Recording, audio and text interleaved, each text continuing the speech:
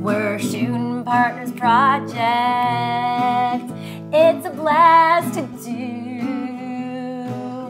I can't believe Jeffrey is in the living room too. You sound awful. That's not nice. You sound so bad.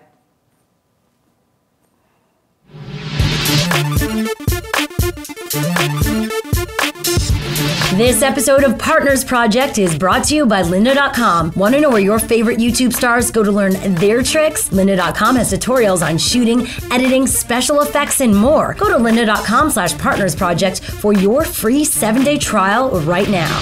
Hello everyone, welcome to the Partners Project. I'm right now with Julian Smith. There you are. Oh, me? Yes. Hi.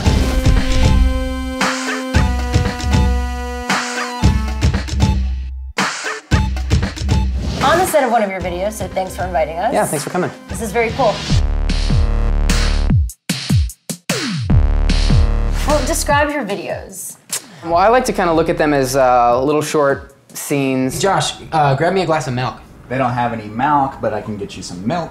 That's what he just said. Yeah, I just want some milk. No, you're saying it wrong. You're saying milk, like it's a disease. You know, I've mentioned my fascination with film. James Cameron, I would love to be your cameraman.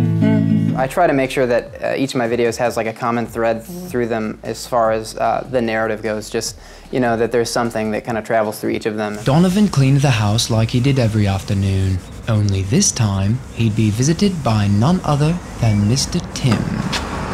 Salutations. I like to think that if you watch from the beginning that things kind of they are kind of seamless and kind of like follow a story, and like even certain parts of like my life have kind of like fallen into that. Like my move to LA is kind of like featured in some of the videos. I'm Julian Smith, a filmmaker from Nashville, Tennessee.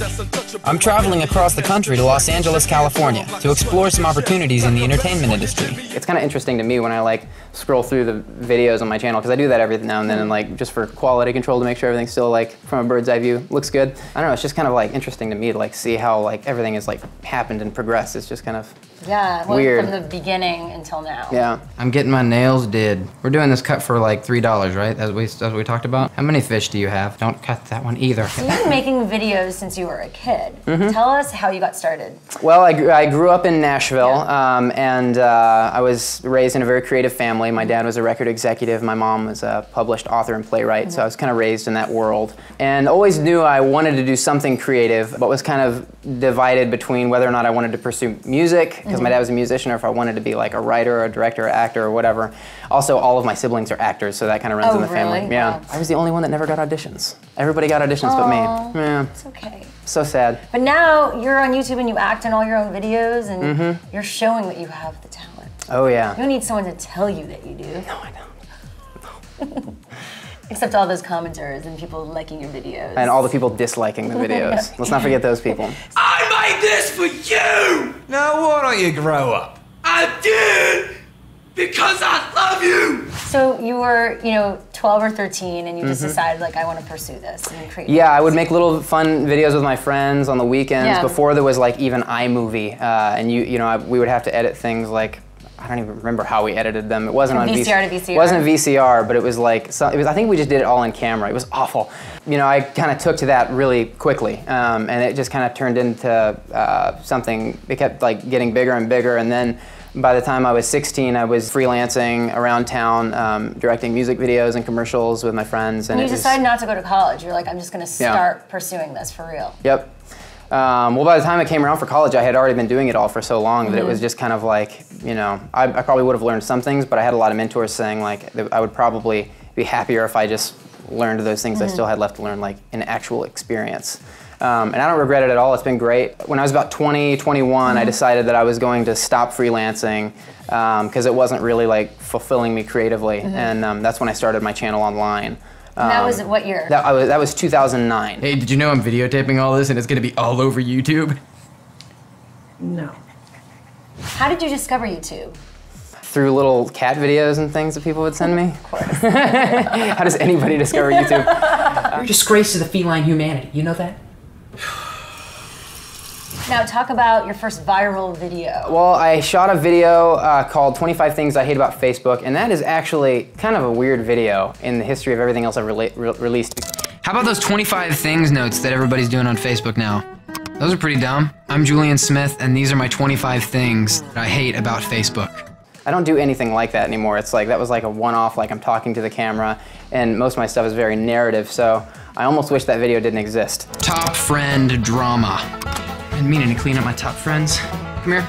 Dude, what's going on, man? I thought I was your number one. You're number 4 now. You made me so mad. No, because then that helped. It did help. I don't regret it at all. So many great things came out of that video, but it's definitely like very different from what I actually do. And I feel like it's, you know, whenever anybody starts something like this, their tendency is to kind of like take it to the extreme. And so like for me, you know, I always was fascinated with movies and like scripting and, you know, characters and things, but for that video I kind of felt like, you know, I was looking at all the other videos going viral online and they were all like very topical, like in the moment little ideas. Like things that people are searching for, so create a video about it. So I cheated and it worked. That's the lesson, kids. Cheat in school. But then it works. But then you can. You will pass every time. How's it going, big boy? What up, big boy? But then you continued doing more stuff that was more you, like scripted stuff, and that worked too. So it showed that you should trust your instincts in yourself and embrace your originality. Yep, exactly. Just cheat in school, kids. It works. And trust yourself when you cheat.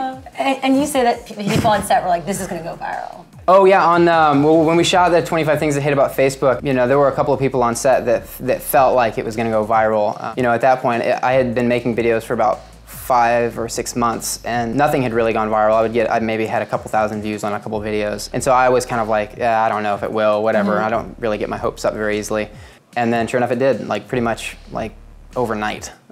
It's pretty crazy. Dude. So from that video on, how did you decide to continue your channel? Well, I think I found pretty quickly that those style of videos, it's not that I don't feel uncomfortable or unnatural doing it, but it's not really like in the vein of what I wanted to do long term. And so I felt like I was not being honest with myself if I would continue to release things like that. So I stopped vlogging, you know, focused more on you know, writing little scenes, because eventually I want to direct features and, you know, write features and things. So I feel like if I do anything else besides that, I'm not really like practicing and exercising that muscle, if that makes sense. Yeah. But today's video is probably going to be a little bit awkward. Not because I'm wearing this. What do you like better, acting or directing? I actually like directing more. I don't really consider myself an actor. I think there's 2 kinds of performers. I think there's people that can like play an exaggerated version of themselves, and then there's like actors. I would consider some of the people that I work with regularly in my sketches, some of those people to be actors. Sire! Yes? It's about your queen. What about the queen? She is with child. Yeah? Well, not yet, sire. These things take time. Whose child is she with? But I wouldn't consider I think I just kind of like am good at like being myself on camera. That's a lot of waffles. You ate all the waffles? Yes, I did. So what are your inspirations? You mentioned a few movies, but do you have any other directors that have inspired you in your work? Quentin Tarantino, for sure. Steven Spielberg, David Fincher. I'm really bad with these kinds of questions. That was a good list. Okay, I'm giving you 3 then. That's it. Only 3. That's all I don't you want get. any more. That's all you get. Cooper Rasher, I hope I pronounced that right, asks, what's after YouTube for you?